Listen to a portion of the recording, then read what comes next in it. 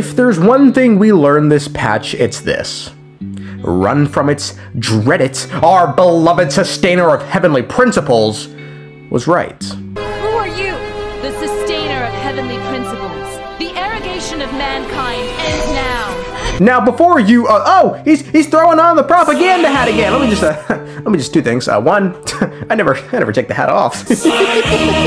And two, maybe if we take a good hard look at the civilizations of Teyvat, you'll understand where we are coming from. Yeah, that's right. I'm on the team now.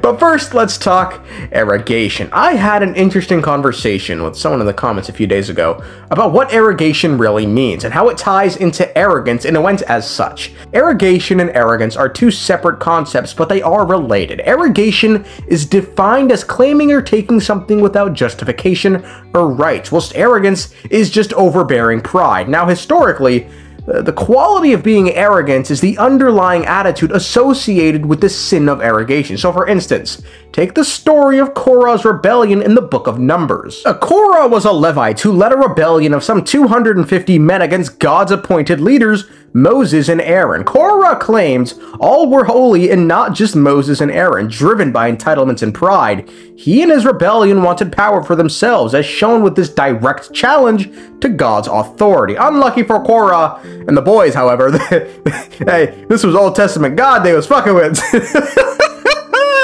So when Korah and his friends went to offer incense as a test to see with whom God's authority lay, he revealed the answer by having the earth open its mouth and swallow Korah and his 250 men, killing them all, putting an end to the rebellion spurred on by vanity and affirming that Moses and Aaron were the only ones given God's authority. Now I should mention, not all acts of arrogation are brought on about as a result of arrogant individuals, as some acts can be born of compassion. Take for instance Prometheus, who stole fire from the gods to give to humans because he loved them dearly and wanted them to have the proper tools necessary to survive. Regardless, stealing something that belongs to the gods is quite literally the rawest form of arrogation imaginable. So Zeus did the only reasonable thing. He tied that nigga to a rock and had a fucking bird eat his liver every day until he was freed by the third greatest person who ever lived, Heracles. So what I'm trying to say is that the act of arrogation is one that must be looked at in a case-by-case basis. So in that sense, the unknown god's blanket statement suggesting that arrogation is a net negative is actually something I'd be inclined to disagree with. If we weren't talking about Teyvat, that is, because you see, Teyvat is a special world filled with special humans. Special, dumb fucking humans. Let's not forget, my friends, this is the same world that put the about 20-year-olds Linny and Lynette on trial for a series of murders that started, give or take, about 20 years ago. So it should come as no surprise to anyone that they often need the guidance of the divine to lead them, lest they fall onto the path of temptation, commit the cardinal sin of hubris, and lead themselves to ruin. Because I want you to keep something in mind when we review these nations.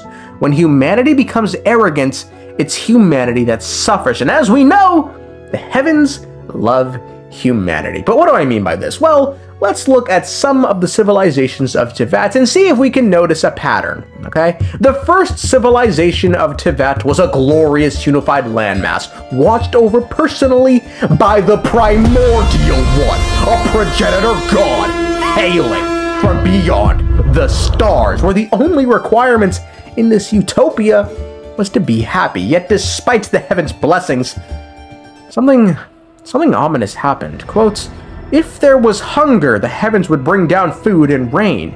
If there was poverty, the earth would bring forth its riches. If melancholy were to spread, the heavens would reply with their voices. The one taboo was to succumb to temptation, but the path to temptation had already been sealed."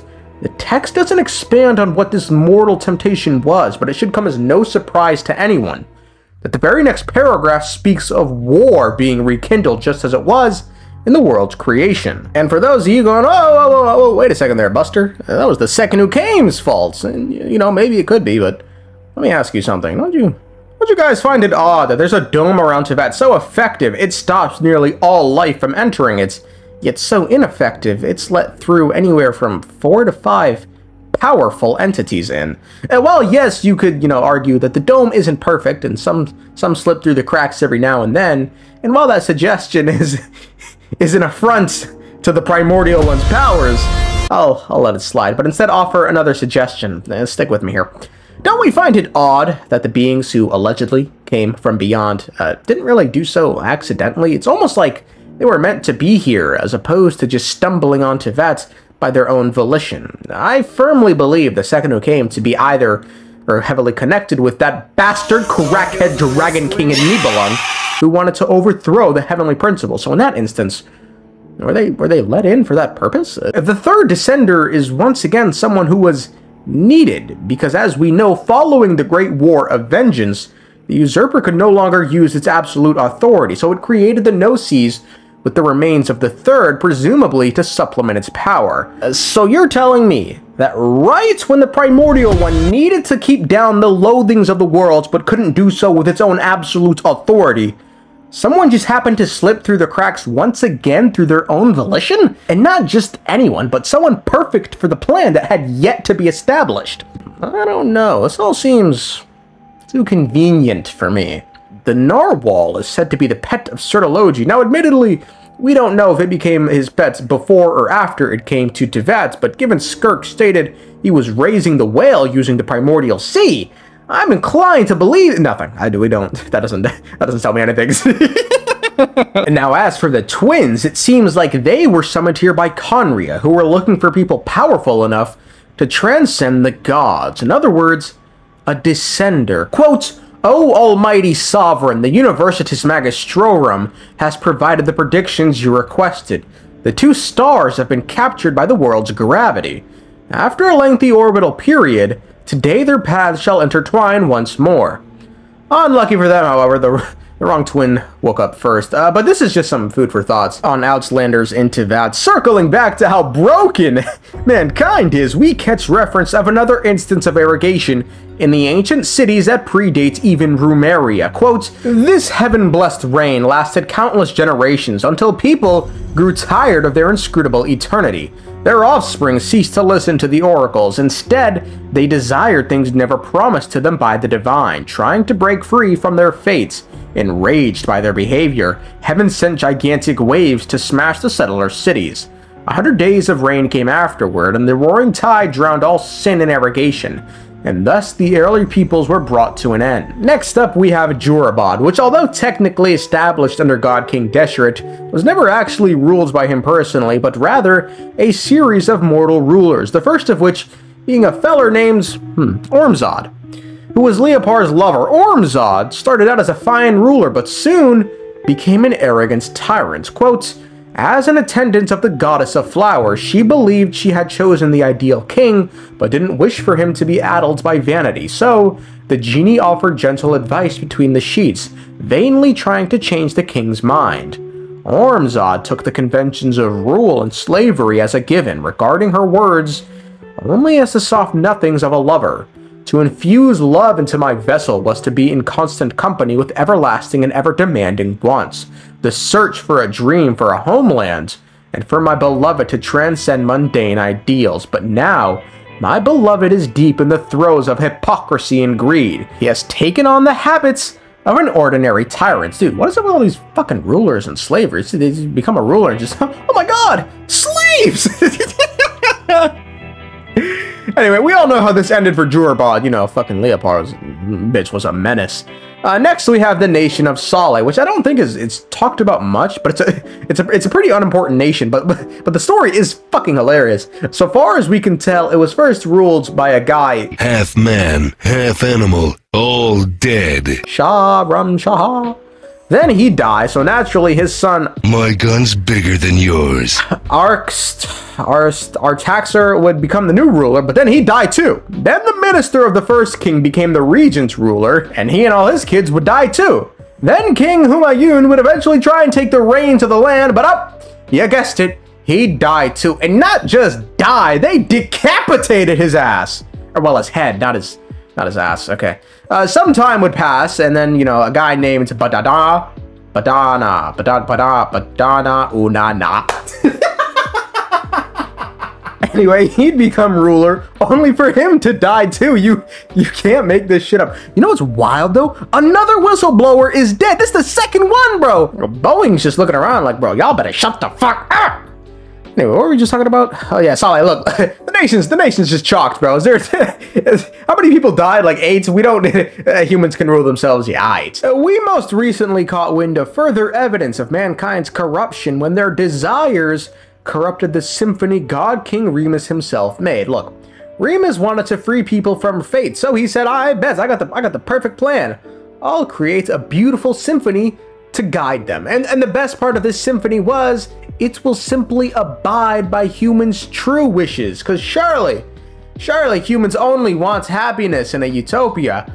Well, my friends, I'm sad to report that God King Remus's blind faith and optimism in humanity led to the downfall of Remuria and eventually his death. The symphony, or Phobos, became corrupted by humans' real desires, death, bloodshed, and arrogance. And so naturally, this is what the symphony guided them towards, right up until the end of the kingdom. And it isn't even just ancient nations that suffered this fate. Mondstadt, we know, had a ruling aristocracy that imported slaves and acted like kings, right up until Barbados himself had to step in and intervene. Sumeru had a ruling class of sages that were so arrogant, they created a god, and in the process, exploited the people of this city. This was only stopped when the traveler stepped in, freed the real god, and put an end to their schemes. And then we have Khaenri'ah, the worst of them all. They long wanted beings who could transcend the gods and transcend the shackles that were thrown on them. Keep in mind, they wanted to control the abyss to do this. Sinister. Dangerous. Oh, I never imagined that you, of all people, would deny the abyss. How ridiculous! We once believed that you would bring new strength and hope to Khaenri'ah. To us, you were the abyss. A wondrous mystery far beyond our imagination and comprehension. And the one who controls the abyss can control everything. We yearned for that future. We looked to you to take us there. But what did you bring us instead? Oh, Princess of Khaenri'ah. And in the end, their vanity brought ruin not just to themselves, but to everything around them. And look, had it only affected their nation, just like the countless other examples we brought up, I'm sure Celestia wouldn't have even intervened. They simply brought an end to themselves and gone quietly into the night like the other nations. Celestia wouldn't have lost sleep. Nations rise, nations falls. This is Fortuna, but it was because their actions were so grave so as to threaten all of Teyvat, and because they had no god to intervene and stop them while they were ahead, that Celestia had to rise up to put them down. For example, y'all don't hear none of this fuck shit going on in like Liyue, a nation with a true god. Could you imagine in Rex Lapis's prime if someone tried to do all this funky shit? Oh Lord, have mercy on their soul. As a matter of fact, it only seems like these cases happen if the divine aren't personally intertwined with the nation, or in Remus's case, if he decides, oh, let me just put my faith in these broken humans. This is why humanity cannot rule themselves. This is why Celestia was correct that mankind's arrogation must cease, and this is why Zhongli himself admits that archons have a duty to guide humanity, because he knows better, and soon he'll realize his job is not in fact done. He will soon learn the dangers of letting humanity guide themselves. He will soon learn that when humanity fucks up, it's humanity that pays the price. Or maybe his job is done. He knows what's going to happen and is simply content to watch it play out. Even without a god above, this remains a nation of men. I was once their god. I ought to be here to witness their rise and fall.